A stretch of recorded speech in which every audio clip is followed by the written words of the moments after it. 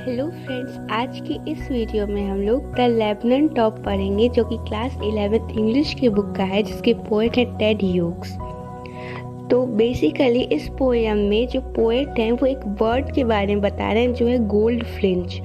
वो gold flinch bird जब आके पेड़ पे बैठती है तो कैसे उसमें सडन मूवमेंट आता है, चेंज होता है, जब चली जाती है तो सब कुछ एम्पटी हो जाता है। तो आइए एक एक करके हम इसकी पोएम की स्टैंजास को समझेंगे। तो जो फर्स्ट स्टैंजा है पोएम का, उसमें जो पोएट हैं वो ये कह रहे हैं कि the Lebanon top is silent quite still in the afternoon, yellow September sunlight, a few leaves yellowing, all it's seeds fallen.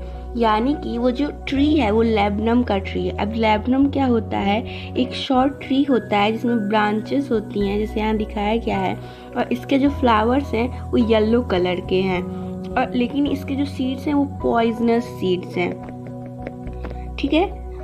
और जो लेबनन ठीक है, अब जो लेबनन टॉप है वो बहुत ही ज़्यादा साइलेंट है, यानी कि उसमें कोई भी मूवमेंट नहीं है, एकदम वो साइलेंट मोड में है। और अभी बात कब का हो रहा है, तो आफ्टरनून का बात हो रहा है और सितंबर का बात हो रहा है। ठीक।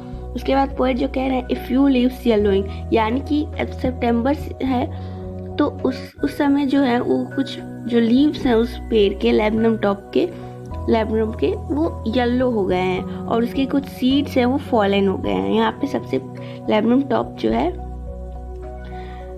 पेड़ के सबसे ऊपर वाले पार्ट की बात की गई है। ठीक है। उसके बाद जो नेक्स्ट स्टैंजा है हम लोग का वो है till the gold flinch comes with a twitching chirp, a suddenness, a startlement at a branch end, then sleek as a lizard and alert and abrupt, she enters the thickness and machine starts up, of chittering and a tremor of wings and trillings, the whole tree trembles and thrills. It is the engine of her family. She stokes it full, then flits out to a branch end, showing her bad face, identity mask. अब stanza में अब जो है इस poem में उस bird की entry को बताया गया है कि जब वो गोल्डफ्लिंच बर्ड आती है ट्विचिंग करते हुए, यानी कि चिरप की साउंड प्रोड्यूस करते हुए, तो वहाँ पे एक सडन और स्टारमेंट ब्रांच एंड पे मतलब एक मोशन होता है अचानक से। अब वो जो बर्ड होती है वो लिजार्ड जैसे चलती है, यानी कैसे जो छिपकली होती है वो अच्छे से स्लिक से बिना किसी शोर शराबे के चलती है, वैसे वो चलती है। लेकिन जब वो आती तो एक अलर्ट और एब्रप्ट का मूवमेंट, यानी कि सडन चेंज आ जाता है।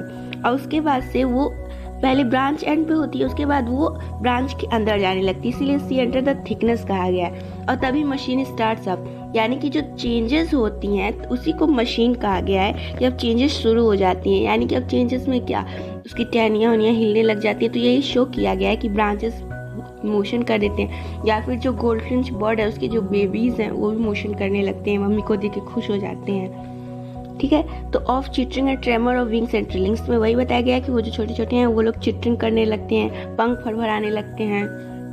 ठीक। The whole tree trembles and thrill, अब पूरा पेड़ ही हिल जाता है, बताया गया है इसमें ऐसा। ठीक। It is the engine of a family, अब जो उसकी माँ है वो इंजन है फैमिली का। यानी कि इंजन में क्या मतलब, अब अगर मशीन में इंजन ही नहीं होगा तो मशीन चलेगा कैसे। तो ये जो माँ अपने बच्चों का पालन पोषण करती है, इनका पेट भरती, तभी वो बच्चे तो जिंदा है, इसीलिए इट इज़ द इंजन कहा गया। उसके बाद वो जैसे है उसके बच्चे बहुत खुश हो गए हैं, तो इसलिए भी कहा गया है। और see stokes it full and flitters out at branch end to a branch end, उसके बाद से अपने बच्चों को खाना वाना खिला के फिर आ जाती है ब्रांच के एंड पे। और वो जो गोल्डफिंच बर्ड है उसका जैसे ये फेस है, तो उसके फेस पे ना मास्क टाइप है, यानी कि उसका फेस जो है वो थोड़ा थोड़ा ब्लैक टाइप का, उसमें एक स्ट्रिप्स है, उसी को यहाँ पे identity weird face identity mask कहा गया है। यानी कि उसके फेस पे कोई मास्क नहीं पहनी है, वो जैसे हम लोग पहनते थे कोरोना टाइम में, वैसे वो मास्क नहीं पहनी है, लेकिन तभी भी उसके जो नेचुरल स्ट्रिप्स हैं वो ऐसा लग रहा है जैसे कि वो मास्क पहनी है। उसके बाद से जो थर्ड स्टैंजा है और लास्ट स्टैंजा जो पोएम का है वो है then with eri delicate whistle chirrup whispering, she launches away towards the infinite, and the laburnum subsides to empty. अब बता रहे हैं कि वो फिर इतना सब करने के बाद फिर से वो चिरप करती है, कुछ अपने बच्चों से कहती है और फिर वो उड़ जाती है। कहाँ उड़ जाती है? आसमान में। यहाँ पे आसमान को इनफाइनाइट कहा गया क्योंकि आसमान तो अनंत है। उसके बाद फिर कहा गया है कि लैब्रम जो है वो पेड़ जो है वो फिर से एम्पटी हो जाता है, यानी एम्पटी का यहाँ पे मतलब है साइलेंट हो जाता है। पहले भी साइलेंट था और अभी भी साइलेंट हो जाता है। जब गोल्डफिंच बर्ड आई थी तो भी इसमें कोई मोशन नहीं होता, उसके आने से पहले तक। फिर वो आई तो मोशन हुआ, उसके बाद से फिर वो साइलेंट मोड में चला गया जब वो चली गई। तो इसी के साथ साथ ये पोएम हम लोग का एंड हो जाता है। अगर वीडियो आपको अच्छी लगी तो प्लीज़ इसे लाइक कीजिए, शेयर कीजिए, चैनल को सब्सक्राइब कीजिए। Thank you.